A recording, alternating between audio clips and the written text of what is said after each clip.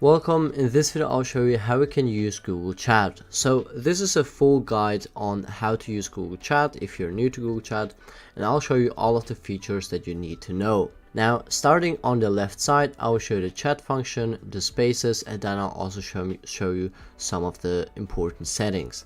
So in order to start a conversation, you can find a chat, or you can just click on this plus right here, and here you have three different things. So you can either create a space, you can browse spaces, or you can see your message requests. You can see there are no message requests yet. So in order to start a chat, you can click on this button right here, for example, then you will get here as well, and here you can enter in an email that you want to message. So for example, I have this email right here that I want to message, and then I will basically click on it, and then I will click start chat. So here you can see I've opened up a chat with this email right here with this user. So if I now type in hey in here, this person will basically get a notification, or basically get an email to their inbox that I've messaged them, and so they can basically also then participate in this chat. Now within the chat you have some different things you can do. You can add a reaction, so you'll have all of the emojis here. You can also quote this in a reply. You can see it looks like this. So if I now type in reply, you can see here is the message from me, and here is the reply that I've basically just written. Now what you can also do, you can edit your message. So you could basically replace this with replace, for example. You can click on update, and you can see the message has been updated, and you can also see that this message has been edited. And what you can also do is to click on the three dots to see some more actions, and here you can mark it as unread. You can forward this to an inbox, you can add this to a task, or you can delete your message. So if you, for example, mark this as unread, you can see it looks like this. You will have this line here that says unread. So you will basically need to click on the chat again, and then you can see this disappears. If you now click on add to tasks, you can see this message right here has been added to your tasks. We will take a look at the task in just a second. However, then you can also click on the three dots and delete your message. You can see this message will be deleted permanently, and other people can see that a message was deleted. So you can see there is this message right here that the message has been deleted now.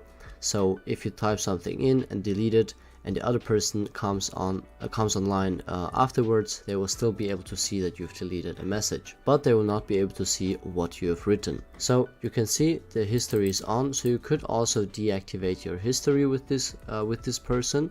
So if you click on here and click on turn off history, the messages will be deleted in 24 hours. So I've turned off history, so this message will be deleted in 24 hours. If you click on this person again, you can see the members of this chat, which is only you and this other person, as you can see. If you would add more people to this chat, then it would be a space or a group chat. Here you can also pin this conversation. So if you have multiple chats and you would need to scroll down because you have so many, then this chat would always stay on top. And then you have other features. Just as in every chat, you can upload attachments, you can upload emojis, upload files, whatsoever. Now let's take a look at spaces. So if you click on this plus right here and click browse spaces, you can basically search for spaces. So for example, if I search for a YouTube space, and you can see there is no public space called YouTube, so I will create a new space. I will call this YouTube. I will not add any description, and I can also enter in a name or an email. So I will add this person to our space, and then I'll click on create. And you can see we have now this space, which is basically just a group chat. So you can add multiple people here, you can assign tasks to people, or you can also see the files here. So this is like a folder for all of the files of this group chat basically. Here this works the same. You can also disable history, you can upload files, delete messages, just as a usual chat. And here if you click on task, you can add space tasks. So if you're working with your team and you have a big task or goal that you want to reach with your team, you can add this to the task list here, and you can also assign this to, for example, this team member.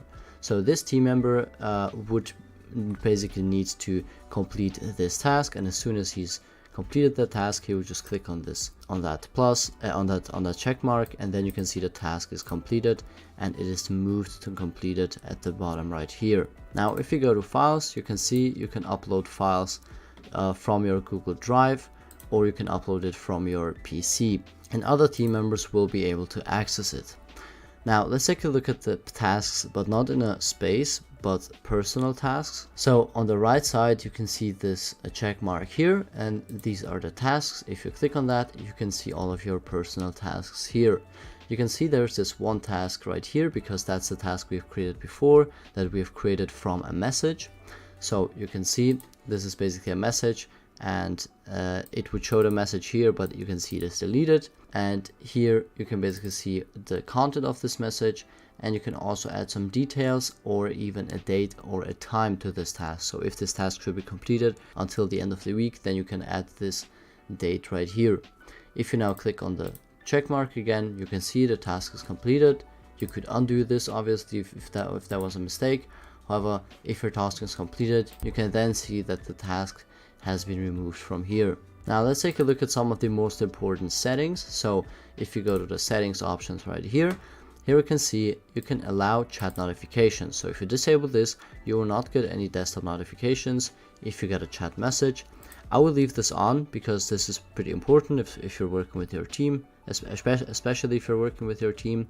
Here you can disable email notifications, and you can also set do not disturb schedules. So if you're working from if you're for example sleeping at this time, you can basically set this as a do not disturb schedule, or when you're working you can also create a new schedule so that you will not get any notifications if someone messages you, for example. Now if you scroll down, you can also change the appearance from light to dark, for example. If you click on done, you can see Google Chat appears in dark mode now. What you can also do is to change your status. So on the top right, you can see there is this active. If you click on that, you can set this to do not disturb, which means you would mute all chat notifications, even though you have not set any do not disturb schedules. Here you have the option to mute chats for a specific time frame. So for example, for the next 2 hours, I don't want to receive any, or I will want to mute all of the chat notifications. Or you can also set this as away. So this would basically mean people would see that you're offline. Even though you're online, you can still publicly set yourself as offline basically. Here you can also add a status. So you could, for example, write something like on holidays if you're on holidays, and people will see, okay, this is my status, so they immediately know that I am on holidays. But that's pretty much everything you need to know about using Google Chat. If this video was helpful, make sure to like the video, and thank you for watching.